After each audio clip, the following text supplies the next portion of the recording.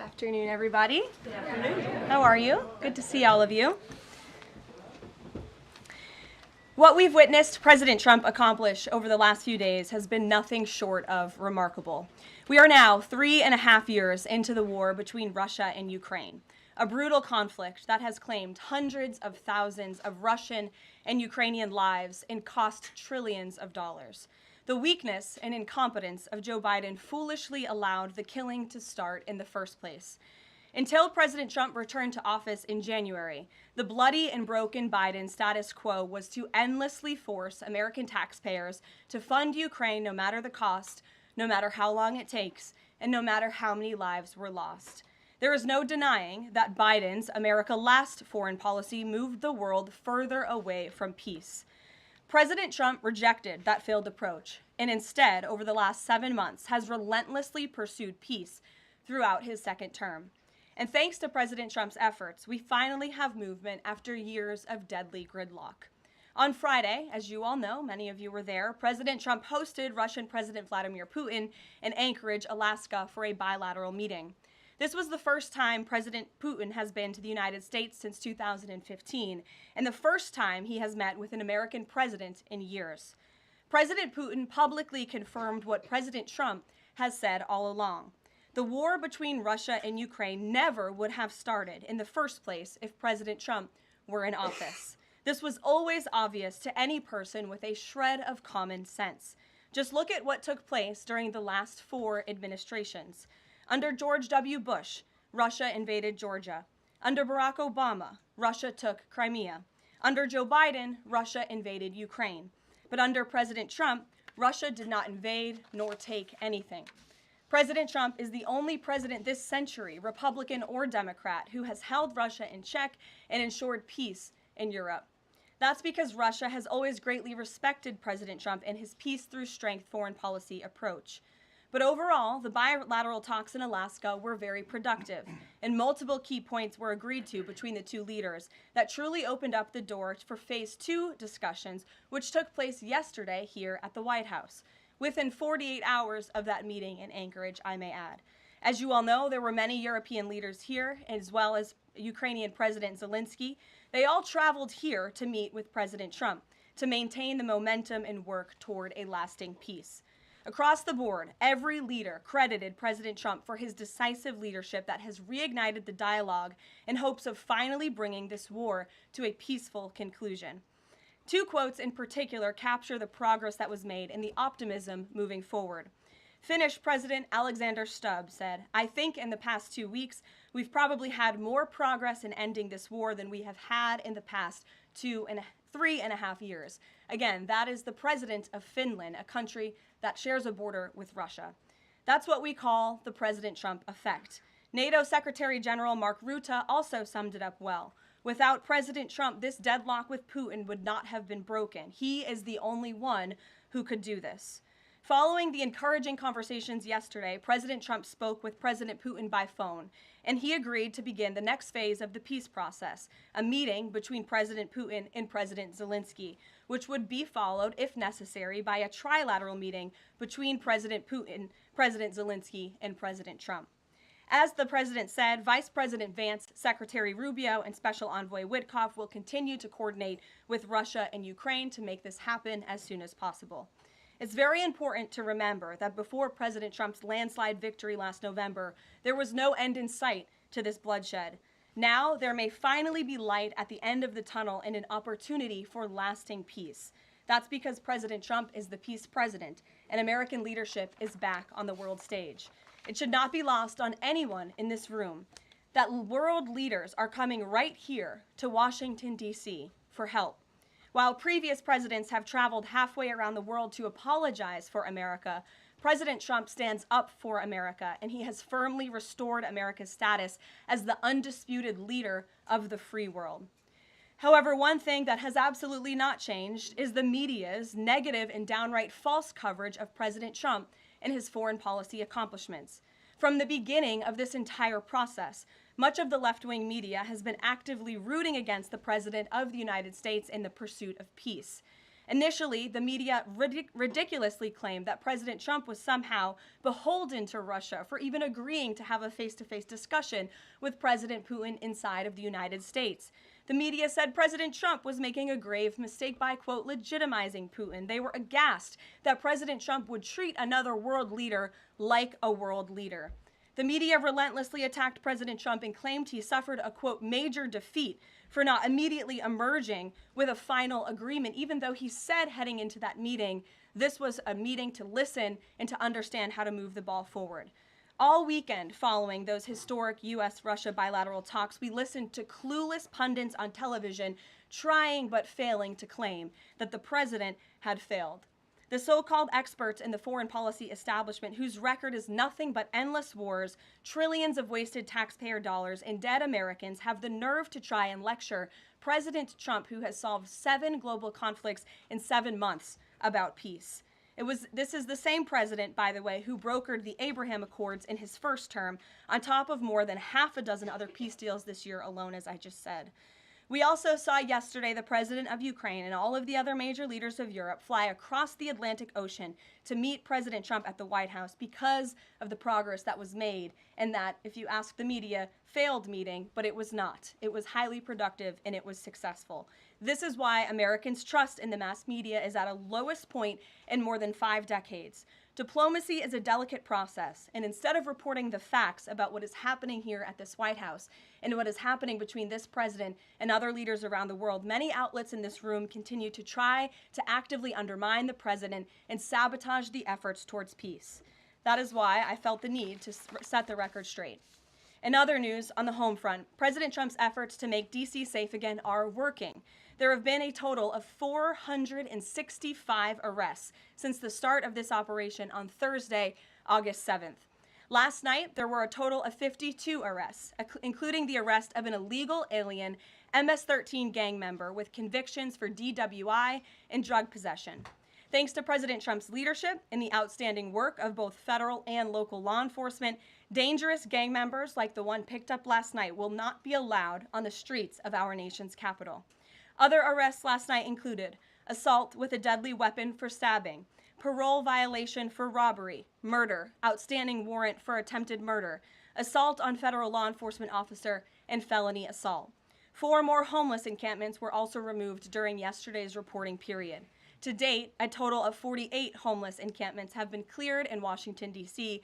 by multi-agency teams. MPD patrol units are actively working with city officials to locate and clear additional encampments and remove homeless residents off of Washington's streets. And despite fake narratives from the media, again, a significant number of the arrests have been in high-crime areas of D.C. In fact, nearly half of all of the non-illegal alien-related arrests have occurred in wards 7 and 8, the 2 wards that have the highest number of violent crime, as well as homicides and assaults with dangerous weapons last year. So while Democrats continue to coddle violent criminals, President Trump and this administration are focused on putting them behind bars and unapologetically standing up for the safety of law-abiding American citizens. And the White House will continue to provide all of you with the results of this operation in the days ahead. So with that, I will take your questions today. Here in our new media seat today, we have Jack Posobiec, who joined us in Anchorage, Alaska last week. Jack, thanks for being here. Why don't you kick us off? Karoline, thanks so much. So a couple of questions regarding the status of these peace talks. Obviously, we saw the President and President Putin there in Anchorage. We saw the world leaders here yesterday with this summit. We've heard phrases like coalition of the willing. We've also heard Article 5-like guarantees. When it comes to the security guarantees, what is the current status of that? I know the President earlier today mentioned boots on the ground would be UK, France, Germany possibly, but unequivocally said no U.S. troops on the ground, but U.S. coordination. Can you elaborate on that, and what would the red lines be? Sure. Well, you got to the heart of what I was going to say to all of you today on security guarantees, which is the President has definitively stated U.S. boots will not be on the ground in Ukraine, but we can certainly help in the coordination and perhaps provide other means of security guarantees to our European allies. The President understands security guarantees are crucially important to ensure a lasting peace, and he has directed his national security team to coordinate with our friends in Europe and also to continue to cooperate and discuss these matters with Ukraine and Russia as well. Karoline, now, have the Russians responded at all? I know we spoke with President Putin last night. What has been their response? Because we've heard some reports from the Kremlin and others saying they're unequivocally against NATO troops on the ground. Well, look, the president continues to have these conversations with both leaders. Those conversations took place in Anchorage, Alaska, again yesterday with the Europeans and President Zelensky, and he has directed his team to come up with a framework for these security guarantees that can be acceptable to help ensure a lasting peace and end this war. And then just last question real quick on this. Regarding some of the funding, we're hearing questions about another round of weapon sales or possibly a round of U.S. purchases of Ukrainian drones. Will that money be funded by the U.S. taxpayers? Are we finally going to see an end to the U.S. taxpayer-funded, seemingly endless mandate for these foreign wars? Well, the president is very sensitive to the needs of the American taxpayer, and immediately upon entering office back in January, he made it very clear that we're not going to continue writing blank checks to fund a war very far away, which is why he came up with the very creative solution to have NATO purchase American weaponry because it is the best in the world, and then to backfill the needs of the Ukrainian army and the Ukrainian people and their military. So that's the solution the president has came up with. We'll continue to see that forward. As for any additional sales, I'll have to defer you to the Department of Defense. Thanks so much. Thanks, Jack. Kelly. What has President Trump learned that tells him that Vladimir Putin would be willing to make a deal for him, for President Trump? Well, the president has learned a lot, which is part of the reason he opened up this dialogue.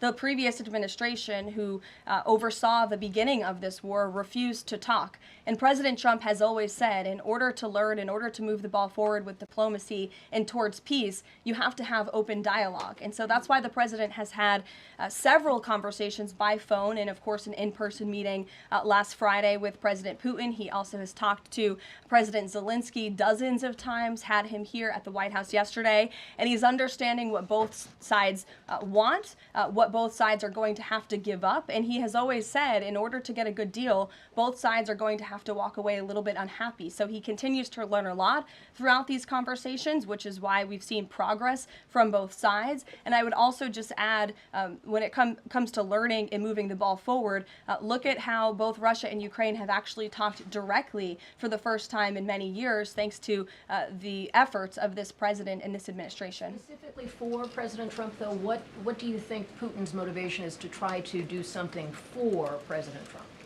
as opposed to just resolving the conflict? I think, as I just spoke to in my opening remarks, Kelly, Russia and all countries around this world actually respect the United States again, and the president is using the might of American strength to demand that respect from our allies, our friends, our adversaries all around the world. And we've seen that not just lead to progress with Russia and Ukraine, but also we've seen it in the closing of 7 global conflicts around the world as well.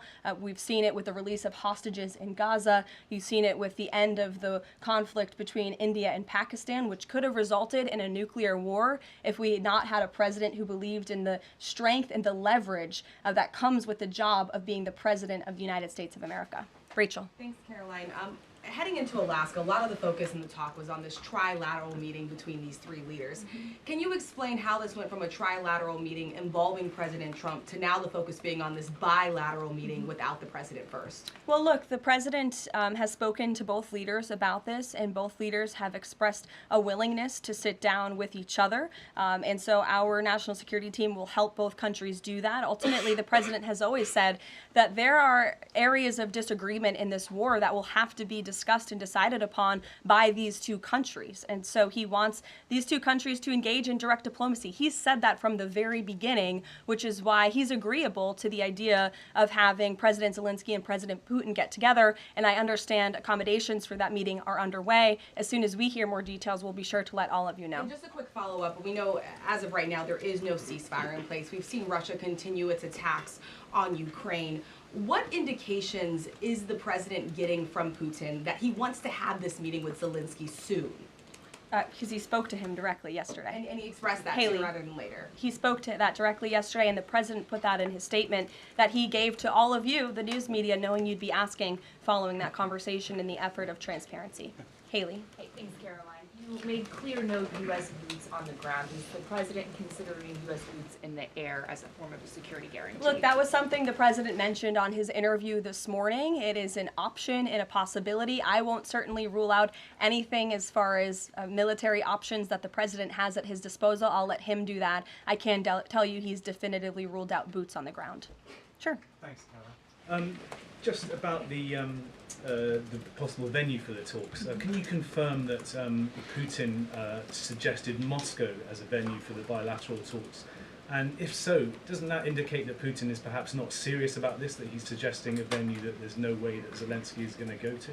Look, I'm not going to litigate the private conversations between the president and President Putin, aside from what the president himself has already spoken on. But I can tell you there are many options that are being discussed by our national security team right now with both parties. Can you give us an indication of where? I just told you we'll provide you details as soon as we can. Thank you for trying, though. Libby. Thank you, Caroline. I wanted to ask about the National Guard troops. How is the White House coordinating with how they're being placed in D.C., what areas? And then also, how long should people here in the district anticipate the National Guard to be on the ground patrolling the streets? I don't have a timeline for you, Libby, but we will keep you posted on that. I think the president, as you know, and this administration, he came to this briefing room with members of his cabinet to lay out the rationale and the reasoning for federalizing the National Guard here in Washington, D.C., and for our work with the Metropolitan Police Department to make our district safer. We've seen violent crime has taken the lives of far too many residents here in our nation's capital, and the president wants to make it safe again. And as for the coordination efforts, this interagency team is meeting and talking daily. In fact, there's a meeting taking place right now in the West Wing with members of the interagency task force to continue to discuss not just the National Guard deployment, but also how we can continue to remove public safety threats off of the streets of Washington, which, as the numbers I just showed you prove, they are doing every single night. I will just reiterate, 465 total arrests and counting since the start of this operation. I believe 11 or 12 days ago, I'll have to check the calendar, but those are pretty remarkable results. If not for this task force and their high level of coordination and the leadership of this president, there would have been 465 more violent criminals on the streets of this capital that you all live in every day. So I think we should all be very grateful for that. Stephen. Thank you, Caroline. Three questions about the D.C. crackdown. Sure. First, I was wondering if you could clarify something President Trump said. He mentioned getting rid of the slums where criminals live. Was he talking about tents or permanent residential buildings? And then the mayor has expressed an interest in clarifying how much of a focus illegal immigration enforcement is as part of this crackdown. Can you say anything about that? Sure. And third, any preview on the beautification? 3 questions. I'll try to answer all 3 of them pointedly for you. First, when it comes to what you said, and the president said, the slums of Washington, D.C., he's referring to the most dangerous communities, neighborhoods, and streets in this city where, unfortunately, violence has ravaged these communities and taken the lives of, again, far too many law-abiding D.C. residents. We know on July 5th of this year, just more than a month ago, a 3-year-old beautiful young girl was shot and killed in her car with her family in one of these communities, which is why there has been a surge, despite what many of you have been falsely reporting. And I believe it was the Washington Post who put out a map claiming it to be fact-based when it was just based on, I don't know, accounts that they've heard on the street, not actual statistics and data. So we went and reconfigured the numbers, and as I said, nearly half of all the non-illegal alien-related arrests have occurred in wards 7 and 8 in the District of Columbia, where we know, excuse me, there's the highest rate of crime. So we'll continue to do that. And what was your second question, Stephen? Legal immigration, how much of a focus that is? Yeah, look, I mean, the focus is to make D.C. safe and beautiful and to remove public safety threats and violent criminals from our streets. If federal law enforcement, with the help of the Metropolitan Police Department, come across illegal aliens, of course, we are going to abide by this administration's policy of law and order, and we are going to remove illegal criminals from our nation's capital. They will be detained and deported, just like they are in every other community across the country. Kristen. First question is, whose idea was it to change the next steps from a trilateral to a bilateral meeting? It was an idea that evolved in the course of the president's conversations with both President Putin, President Zelensky, and the European leaders yesterday. And as you saw, Kristen, with all of those European leaders leaving the White House, including the NATO Secretary General, they all agreed that this is a great first step. And it's a good thing that these two leaders are going to be sitting down together, and the president expects that to happen. And how long is Trump willing to wait and operate in good faith for Putin to actually arrange a meeting before he intervenes? Look, the president has put tremendous public pressure to bring this war to a close. He's taken actions, as you've seen, sanctions on India and other actions as well. He's made himself very clear that he wants to see this war end, and he has scoffed at the ideas of others that have been raised that we should wait another month before any meeting takes place. The president wants to move, and he wants to bring this war to an end as quickly as possible. Just a clarification on something you said earlier about Putin agreeing to the meeting. The Kremlin seemed to indicate that Putin did not firmly agree to a bilateral. Did he agree to have a sit down with just Zelensky on the phone? I can assure you that the United States government and the Trump administration is working with both Russia and Ukraine to make that bilateral happen as we speak. Sean. Hey, if the point is to get everybody on the same page, why wouldn't Trump just take the call from Putin while the other leaders were in the room? He said it would be disrespectful to do that. But why is it disrespectful? With all due respect, only a reporter from the New York Times would ask a question like that, Sean. The president met with all of these European leaders at the White House 48 hours after sitting down with President Putin on American soil. In fact, there was so much progress in the readout that was given to these European leaders immediately following his meeting with President Putin that every single one of them got on a plane 48 hours later and flew to the United States of America. And if I could just read for all of you some of the statements from those European leaders yesterday, you had President Zelensky himself saying it was a very good conversation. It was really good. We spoke about very sensitive points. The Secretary General, Mark Rutte, it was the president, only because of the president, that this deadlock was broken, but with President Putin by starting a dialogue. So these leaders, who this war is in their backyard, are very grateful that the president took that call and that he was there to provide them with a readout of Russia's thinking on this, something that was not done by the previous administration at all. Catherine. Thank you. Is the White House looking at Budapest as a possible location? I'm not going to confirm or deny locations. We'll provide you with details as soon as we can. Just following up on Kristen's question, I understand that the White House is working and allies are working to make this meeting happen, but did Putin promise to do a meeting with Zelensky, a direct meeting, in the coming weeks? He has, and I just answered that question for you. Franco. Thanks. I just want to clarify. So you are saying that President Trump is considering U.S. pilots and U.S. aircraft potentially supporting European or Ukrainian forces?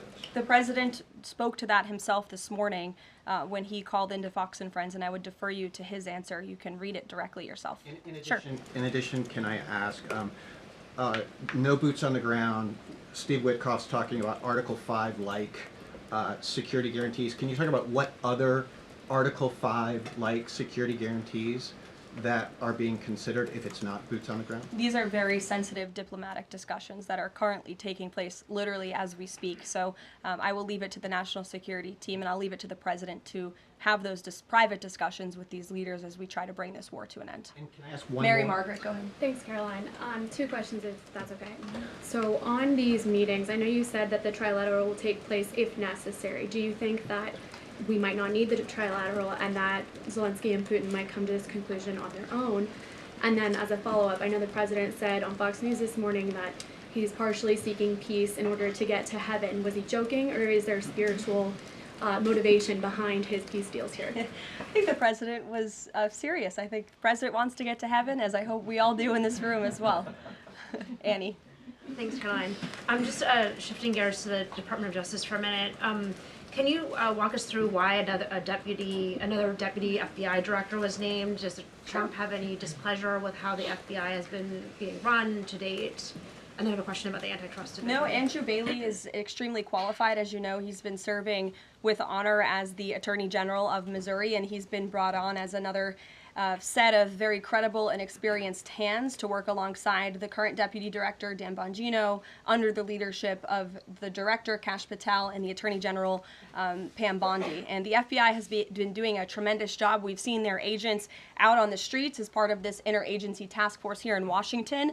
But the crime that they've been stopping here in Washington, they've been doing this for 7 months all across the country. In fact, there's been 19,000 arrests by the FBI nationwide. That's more than double last year in the same time period. Of those, 1,600 arrests were for violent crimes against children. 4,000 child victims have been rescued by this FBI under this current leadership. 1,000 arrests from investigations of foreign terrorist organizations. There's been 1,500 kilos of fentanyl seized. 6,300 kilos of meth have been seized. And 3 of the top 10 most wanted have been arrested so far. Not a single one of the individuals on the top 10 most wanted list were arrested under the previous administration. We've arrested 3 in 7 months. So when you're actually working and enforcing law and order, you need all hands on deck. And so we look forward to welcoming Andrew Bailey to this new post. Jackie. I have a quick question about Roger Alfred, who's a former DOJ official. He gave a speech in Aspen yesterday where he said that senior DOJ aides are cutting deals with favored lobbyists. I'm wondering if the president has any concerns at all with the way the antitrust division is working. I have no idea who that individual is. I don't know why he made those comments. I don't know what basis he's making those comments on. My instinct tells me it's not true, but we will definitely look into them and I'll get you a response. Thank you, Caroline. Jackie. Thanks, Caroline. Since the president often says that this war would not have started if he were in office, and True. and Putin confirmed that. It's true. Do you accept that as true? The Probably. European leaders do. Well, And President Putin himself said that, by the way. He did say that. The question I have, though, is what is the president going to do to ensure that these security guarantees last beyond him into the time when he is no longer president? And does that have to involve Congress at all? Well, he understands the need for that, which he spoke to yesterday. And what's he going to do? It's why he's engaging in so many talks and so many conversations with both sides of this war with our European allies. It's why on the way home from Anchorage, Alaska, very late at night, when I know many of you on the press plane were sleeping and many staff were sleeping, the president himself was still awake at 2 o'clock in the morning talking to European leaders and NATO about how we can ensure a lasting peace and bring this conflict to an end. He has expended an incredible amount of time, energy, and effort into bringing this war to an end, and he remains determined to do that. Also, can Go I ask ahead. you about the Go ahead. Thank you, Caroline. DC crime? Sure, Jake, and then to your right. All right. Thank you, Caroline. Which of the half-dozen peace deals that the president's pulled off would you say he's the most proud of? And then I have another question. That's a good question, Jake. I'll leave that to the president to answer. I think he's proud of all of the peace deals that he's been able to achieve. You saw the president of Armenia and the head of Azerbaijan both at the White House just a couple of weeks ago. The president, I know, very much enjoyed spending time with them and helping to bring that conflict to an end. He very much enjoyed his time with leaders of Rwanda and the Democratic Republic of the Congo in the Oval Office, talking to them about bringing that decades-long war to an end. India and Pakistan. He used trade in a very powerful way as leverage to bring that conflict to an end. So I know he's very proud of all of these achievements, and I know he's very honored to serve as the President of the United States and to restore peace around this world. Go ahead. So you mentioned Armenia and Azerbaijan. That's a conflict that, I spent time in the Southern Caucasus covering that. And, a conflict of over 30 years, and he resolved it in just a couple of months. Mm-hmm. Are there other conflicts that the president's working on right now that are off the radar screen that we should be tracking? In fact, there are many. The State Department is always working around the clock under the leadership of Secretary Rubio and keeping the president apprised of conflicts that are bubbling up all over the world. But of course, as you all know, as we've talked a lot about in this briefing, he's spending a lot of time right now on ending this war in Russia-Ukraine, and of course the conflict in Israel and Gaza, which he wants to see come to a close as well. Sure, go ahead. So the president says that he's starting a movement to eliminate mail-in voting, but states administer elections, not federal authorities. charges. So can you provide any more details about how the White House plans to eliminate that? The White House continues to work on this, and when Congress comes back to Washington, I'm sure there will be many discussions with our friends on Capitol Hill and also our friends in state legislatures across the country to ensure that we're protecting the integrity of the vote for the American people. And I think Republicans generally, and the president generally, wants to make it easier for Americans to vote and harder for people to cheat in our elections. And it's quite mind-boggling that the Democrat Party could stand in opposition to common sense. He wants to ensure election integrity. There were great efforts that were made in 2024. I won't get ahead of myself for Hatch Act reasons to get ahead for the next election, but I can assure you this is a priority for the president. Go ahead. If I could just follow up on your comments about Gaza. Sure. There was a ceasefire proposal put forward by both Qatar and Egypt. Hamas accepted it on Monday. Israel has yet to officially weigh in. I'm wondering if the U.S. was at all involved in it, if it's supportive of it, and whether or not the president believes Israel should accept it. I don't think it's a coincidence that Hamas accepted this proposal after the President of the United States posted a very strong statement about this conflict on Truth Social yesterday. I would refer you back to that statement. As for this proposal that Hamas has now accepted, the United States continues to discuss it, and I'll let the President weigh in on it definitively. You're welcome.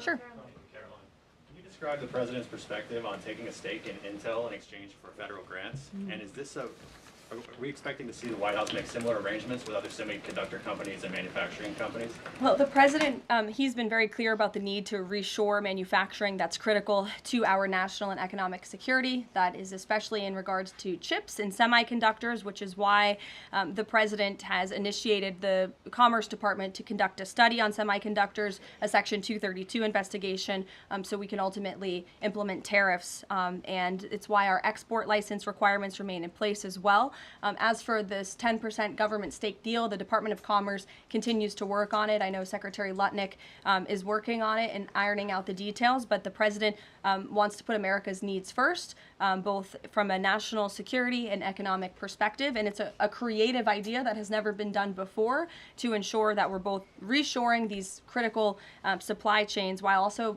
gaining something of it for the American taxpayer. You're welcome. Emily. Thanks, Caroline.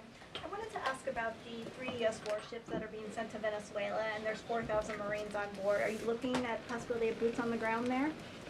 What I will say with respect to Venezuela, President Trump has been very clear and consistent. He's prepared to use every element of American power to stop drugs from flooding into our country and to bring those responsible to justice. The Maduro regime is not the legitimate government of Venezuela. It is a narco-terror cartel.